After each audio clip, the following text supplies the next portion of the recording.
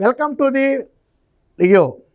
వివేకానందరెడ్డి హత్య జరిగి సరిగ్గా నేటికి 6 ఏళ్ళు కావస్తుంది. 2019 మార్చి 15వ తేదీ ఉదయమే హత్య జరిగిన ఘటన గురించి బాహ్య ప్రపంచానికి తెలియడం జరిగింది. అంటే ఈ రోజుతో వివేకానందరెడ్డి హత్య కేసుకు సంబంధించి 6 ఏళ్ళు గడుస్తున్నా పూర్తి స్థాయి పురోగతి ఉందా అంటే లేదనే చెప్పాలి. ఎందుకనంటే ఇందులో ఎవరు ప్రధాన దోషులుగా చెప్పబడుతున్నారో స్వయంగా ఎవరైతే అటు షర్మిల కానీ, విజయమ్మ కానీ, సునీత కానీ ఎవరినైతే దోషులు అని చెబుతున్నారో, ఎవరైతే ఈ హత్యలో ప్రమేయం ఉందని బహిరంగంగా విమర్శిస్తున్నారో అలాంటి వ్యక్తులే ఇంకా జగన్మోహన్ రెడ్డి పంచన హ్యాపీగా తిరుగుతున్నారు. సరే, మిగతా వాళ్ళు అరెస్టు కాలేదా అంటే మిగతా వాళ్ళు అరెస్ట్ అయ్యారు. కానీ అసలు నిందితుడు అరెస్టు కాకుండా మిగతా వాళ్ళు అరెస్ట్ అయితే న్యాయం ఎక్కడ జరుగుతుంది?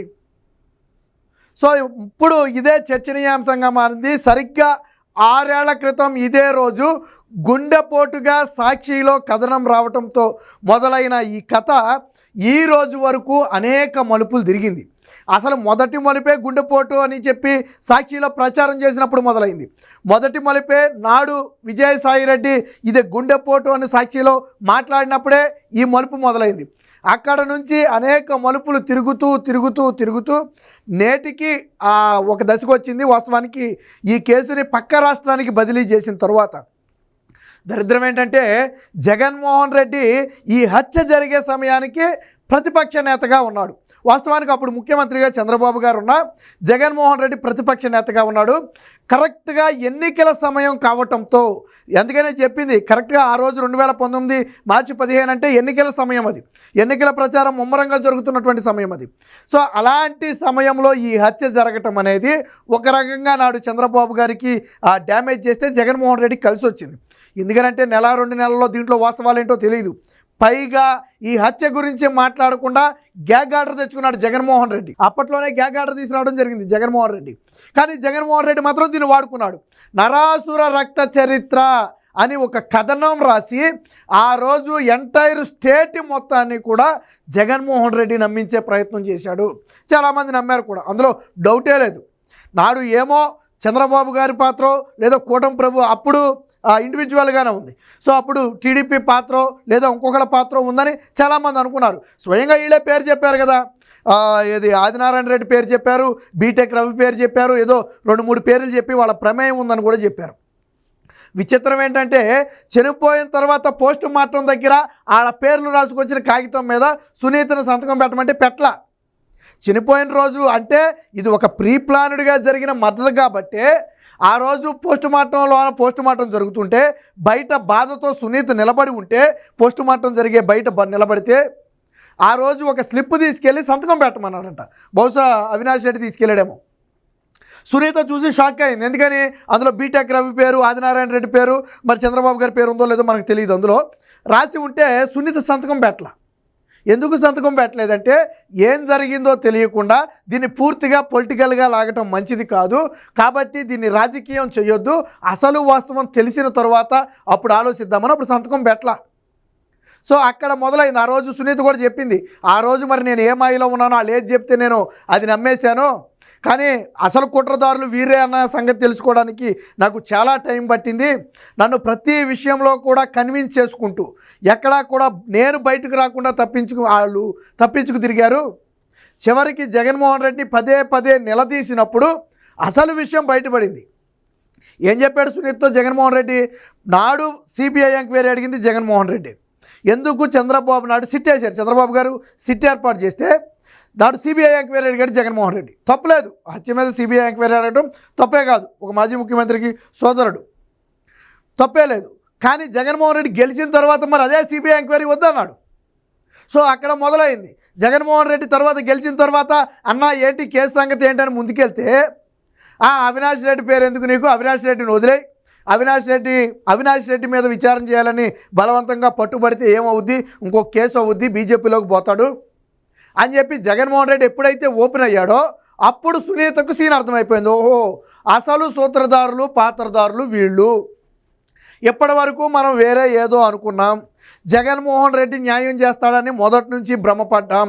సో జగన్మోహన్ రెడ్డికి మనకు న్యాయం చేయడం, మన దారిని మనం వెళ్ళాలని అప్పుడు హైకోర్టు, సుప్రీంకోర్టుల్లో కేసును వేగవంతం చేయటం, పూర్తిగా సునీత దీన్ని టేకప్ చేయడం, కొంతకాలం గడిచిన తర్వాత ఈ కేసు ఆంధ్రప్రదేశ్లో జగన్మోహన్ రెడ్డి రాజకీయ పలుకుబడి ఉపయోగించి అడ్డుకుంటున్నాడని చెప్పి పక్క రాష్ట్రానికి బదిలీ చేయాలని సుప్రీంకోర్టుకు చెప్పడం, వాస్తవాలు పరిశీలించిన సుప్రీంకోర్టు ఈ కేసును బదిలీ చేయడానికి అన్ని అర్హతలు ఉన్నాయని చెప్పి బదిలీ చేయటం, ఇదంతా మనకు తెలిసిన వ్యవహారమే. కానీ అవినాష్ రెడ్డి ఆ రోజు వాస్తవానికి చాలామందికి తెలియదు ఏంటంటే అవినాష్ రెడ్డిని సిబిఐ అరెస్ట్ చేసి విడుదల చేసింది ఒకరోజే. బాహ్య ప్రపంచానికి తెలియదు ఆ రోజు. అవినాష్ రెడ్డిని సిబిఐ అరెస్ట్ చేసి విడుదల చేసింది. తర్వాత పార్లమెంట్కి చెప్పింది ఆ విషయాన్ని. అప్పుడు తెలిసింది అవినాష్ రెడ్డిని 1 గంట 2 గంటలో అరెస్ట్ చేసి సిబిఐ వదిలేసిందని. ఆ రోజు జగన్మోహన్ రెడ్డి పవర్లో ఉన్నాడు. సో తన పవర్ ఉపయోగించి అవినాష్ రెడ్డిని అరెస్ట్ కాకుండా కాపాడుకుంటూ వచ్చిన మాట బహిరంగ సత్యం. మీకు ఒకటే, పులివెందుల లాంటి ప్రాంతంలో కడప జిల్లాలో వైసీపీకి కాదు రాజశేఖర్ రెడ్డి ఫ్యామిలీకి కంచుకోట అయినటువంటి కడప జిల్లాకు ఎందుకు బీటలు వారాయి? జగన్మోహన్ రెడ్డి మెజారిటీ ఎందుకు తగ్గిపోయింది? పులివెందుల్లో జగన్మోహన్ రెడ్డికి వచ్చిన మెజారిటీ ఎంత? తిప్పి కొడితే 60,000. మరి పవన్ కళ్యాణ్కి లోకేష్కి ఎంత మెజారిటీ వచ్చింది? జగన్మోహన్ రెడ్డికి 30 ఏళ్ళు కంచుకోటగా ఉన్న పులివెందుల్లో ఎందుకు మెజారిటీ తగ్గింది? ఇదే 2019 ఎన్నికల్లో 90,000 పైచులుగా ఓటు, దాదాపు 1,00,000 ఓట్ల మెజారిటీతో గెలిచిన జగన్మోహన్ రెడ్డి మొన్న 60,000 ఓట్లకు పడిపోయాడు. మెజారిటీ 60,000 ఓట్లకు తగ్గింది. మరి వచ్చే ఎన్నికల నాటికి ఈ మెజారిటీ ఎంతకు తగ్గుతుందో మీరు ఆలోచించండి. అలాగే ఎప్పుడూ లేని విధంగా గత 25 ఏళ్ళు 30 ఏళ్లలో ఎప్పుడూ లేని విధంగా కడప కోటకు బీటలు వారాయి. ఎందుకు వారాయి బీటలు అంటే వివేకానందరెడ్డి హత్య కేసులో అవినాష్ రెడ్డి పాత్ర ఉంది అనేది అక్కడి ప్రజలు నమ్ముతున్నటువంటి వాస్తవం. జగన్మోహన్ రెడ్డి అవినాష్ రెడ్డి నా కన్ను, నా సోదరుడు, ఒక కన్ను ఇంకొక కన్నును పొడుచుకుంటుందా లాంటి డైలాగులు చెప్పటం వల్ల జగన్మోహన్ రెడ్డి పాత్ర మీద కూడా అనుమానం వచ్చింది. అదే సమయంలో సాక్షులు చనిపోవటం, వరుసగా సాక్షులందరూ ఒక్కొక్కరిగా చనిపోవటం. సో ఇలా 1 కాదు 2 కాదు అనేక అనుమానాలు ఈ కేసులో ఉన్నాయి. ప్రస్తుతానికి ఈ కేసు విచారణ సిబిఐ హ్యాండిల్ చేస్తుంది. వాస్తవానికి మిగిలిన వాళ్ళు కొంతమంది అరెస్ట్ అయ్యారు, బయటకు వచ్చారు. అయితే ఇటీవల ఈ వివేక కేసులో చోటు చేసుకున్న ట్విస్ట్ ఏంటి? రంగన్న హత్య అని ఎందుకన్నామంటే రంగన్న మీద విషప్రయోగం జరిగింది అనేది ప్రస్తుతం అనుమానం. అది విషప్రయోగం కాకపోతే సహజ మరణం అయితే ఓకే. బట్ ఒకటి రంగన్న మృతి ఒక్కటే కాదు, ఆ రోజు జగన్మోహన్ రెడ్డి భారతీరెడ్డిని హైదరాబాద్ నుంచి పులివెందుల కడప తీసుకెళ్ళినటువంటి డ్రైవరు చనిపోయాడు. తరువాత భారతీరెడ్డి తండ్రి ఎవరైతే ఈ శవాలకు కుట్లేసిన భారతీరెడ్డి తండ్రి గంగిరెడ్డి ఉన్నాడో ఆయన చనిపోయాడు. ఇంకొక నారాయణ అనే వ్యక్తి చనిపోయాడు. రంగన్న అనే వ్యక్తి చనిపోయాడు. ఇక మిగిలింది ఒక దస్తగిరి, కీలక సాక్షుల్లో మిగిలింది దస్తగిరి మాత్రమే ఉన్నాడు. ఇటీవల దస్తగిరి కూడా నాకు ప్రాణహాని ఉందని చెప్పి ఒక స్టేట్మెంట్ కూడా ఇవ్వడం జరిగింది. అంటే మొత్తంగా వివేకానందరెడ్డి హత్య కేసులో మలుపులు తిరుగుతూనే ఉంది, కానీ అసలు దోషి మాత్రం తప్పించి తిరుగుతున్నాడు. వాస్తవానికి జగన్మోహన్ రెడ్డి 2024 ఎన్నికల్లో అవినాష్ రెడ్డికి సీటు ఇవ్వడు అని భావించారు అందరూ. ఒకవేళ అవినాష్ రెడ్డికి సీటు ఇవ్వకుండా దూరం పెట్టుంటే జగన్మోహన్ రెడ్డి మీద కొంత నమ్మకం వచ్చేదేమో. సరేలే, అవినాష్ రెడ్డి చేసిన పనికి జగన్మోహన్ రెడ్డికి సంబంధం లేదేమో, ఎందుకు మనం సంబంధం పెట్టి మాట్లాడాలి, దూరం పెట్టాడు కదా అని చాలామంది అనుకునేవాళ్ళే. కానీ ఏం జరిగింది? అవినాష్ రెడ్డినే మళ్ళీ కడప ఎంపీ స్థానం నుంచి పోటీ చేయించాడు. గెలిపించడం కోసం భారతీరెడ్డిని సైతం ప్రచారంలోకి దించాడు. మన ఎన్నికల్లో అవినాష్ రెడ్డికి భారతీరెడ్డి ప్రచారం చేసింది. జగన్మోహన్ రెడ్డి పులివెందులు ఏమన్నాడు, లేకపోతే కడపల్లి ఏమన్నాడు ప్రచారంలో? ఆ బాబాయిని ఎవరు చంపారో ఆ దేవుడికి తెలియాలి, చంపిన వాళ్ళకి తెలియాలి అన్నాడు. చంపిన వాడిని నువ్వు పక్కన పెట్టి తిరుగుతున్నావు కదా, నీ పాత్ర ఉందా లేదా అనేది సెకండరీ. కానీ చంపిన వ్యక్తిని ప్రధాన ఆరోపణ స్వయంగా కూతురే చేసింది. వాళ్ళు ఇళ్ళు ఎందుకు? స్వయంగా కూతురే చేసింది కదా, సునీతే చేసింది కదా, షర్మిల చేసింది కదా, విజయమ్మ చేసింది కదా, సిబిఐ చెప్పింది కదా, గూగుల్ టేక్అవుట్ ద్వారా సేకరించిన ఆధారాలన్నీ ముందు పెట్టింది కదా. అయినా అవినాష్ రెడ్డికి నువ్వు టికెట్ ఇచ్చావు, అవినాష్ రెడ్డిని పక్కన పెట్టుకున్నావు, అవినాష్ రెడ్డి నా తమ్ముడని చెప్పావు. అంటే సొంత బాబాయిని చంపిన వ్యక్తికి నువ్వు టికెట్ ఇచ్చావు అంటే నీకు తెలియకుండానే జరిగిందా, లేదా జరిగిన తర్వాత తెలిస్తే ఎందుకు కాపాడుకుంటూ వచ్చావు? ఆ రోజే దూరం పెట్టుండాలిగా. వాస్తవానికి ఎప్పుడైతే సిబిఐ అవినాష్ రెడ్డి పేరును బయట పెట్టిందో ఆ క్షణమే నువ్వు అవినాష్ రెడ్డితో రాజీనామా చేయించి దూరం పెట్టాలి పార్టీకి. అప్పుడు నీ పార్టీ క్రెడిబిలిటీ ఏంటనేది తెలిసేది. కానీ ఎక్కడ అవినాష్ రెడ్డిని బయటికి వెళ్తే, ఎక్కడ అవినాష్ రెడ్డిని సిబిఐ అరెస్టు చేస్తే, ఎక్కడ తాడేపల్లి ప్యాలెస్ డొంకలు కదులుతారో కానీ భయం. ఎందుకని? భారతీరెడ్డి పిఏకి నోటీసులు ఇచ్చింది సిబిఐ, జగన్మోహన్ రెడ్డి నాడు ఓఎస్డీకి సిబిఐ నోటీసులు ఇచ్చింది. అంటే ఈ వివేక హత్య కేసులో ఆల్రెడీ తాడేపల్లి ప్యాలెస్కు నోటీసులు వెళ్ళాయి. కాబట్టి ఎక్కడ డొంకకి తీగలాగితే డొంక గదులుద్ది అనే ఒక భయంతో జగన్మోహన్ రెడ్డి అవినాష్ రెడ్డిని కాపాడుకుంటూ వచ్చాడు.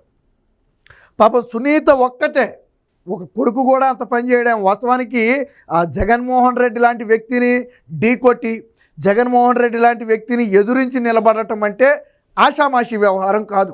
పెద్ద పెద్ద మహామహులే జగన్మోహన్ రెడ్డి ముందు తలవంచక తప్పని పరిస్థితి. ఎందుకంటే జగన్మోహన్ రెడ్డి అందరిలాంటి వ్యక్తి కాదు. ఆర్థిక మూలాల మీద దెబ్బ కొడతాడు, అవసరమైతే దేనికైనా తెగిస్తాడు. సో అది అందరికీ తెలిసిన విషయమే. కానీ సునీత మాత్రం తన తండ్రి హత్య విషయంలో అవినాష్ రెడ్డి పాత్ర ఉంది, జగన్మోహన్ రెడ్డి కాపాడుతున్నాడని తెలిసి కూడా ఈ రోజుకి పోరాటం చేసి ఒక్కతే నిలబడింది అంటే అది ఒక తండ్రి ఆ మరణం పట్ల ఆ సునీతకు ఉన్నటువంటి ఆవేదన. నేను అందుకే చెప్పా, ఇంకో కొడుకైనా కానీ జగన్మోహన్ రెడ్డి లాంటి వ్యక్తిని ఎదిరించి నిలబడాలంటే నిలబడలేడేమో. ఏది ఏమైనా మొత్తంగా 6 ఏళ్ళు గడిచినప్పటికీ కూడా అసలు దోషులు ఇంకా బయటే తిరుగుతున్నారు. స్వయంగా సిబిఐఏ పేర్లు మెన్షన్ చేసినప్పటికీ కూడా ఇంకా బయటే తిరుగుతున్నాడంటే మరి న్యాయం ఎప్పుడు జరుగుద్ది? న్యాయం జరగాలి అంటే అరెస్టు జరగాలి కదా. వివేకానంద రెడ్డి ఆత్మకు శాంతి కలగాలంటే ఆ హత్యలకు కుట్ర పన్నిన వాళ్ళు కావచ్చు, సహకరించిన వాళ్ళు కావచ్చు, అందరికీ శిక్ష పడితే కదా వివేకానంద రెడ్డి ఆత్మ శాంతించేది. ఏది ఏమైనా మొత్తంగా వివేకానంద రెడ్డి హత్య కేసు అనేది జగన్మోహన్ రెడ్డిని మొన్న ఎన్నికల్లో దెబ్బతీసింది. జగన్మోహన్ రెడ్డి ఒక హంతకుడిని కాపాడుకుంటూ వస్తున్నాడని ప్రజలు బలంగా భావించారు. ఒక రకంగా జగన్మోహన్ రెడ్డి పాత్ర ఉందేమోననే అనుమానాలు కూడా చాలామందిలో ఉన్నాయి. ఏది ఏమైనా మొత్తంగా ఆ వివేకానంద రెడ్డి చనిపోయి 6 ఏళ్ళైన సందర్భంగా ఇంకా ఎప్పటికీ న్యాయం అని చెప్పి ఇప్పుడు సోషల్ మీడియాలో ప్రధానంగా చర్చ నడుస్తుంది. Please subscribe to Leo news for more videos.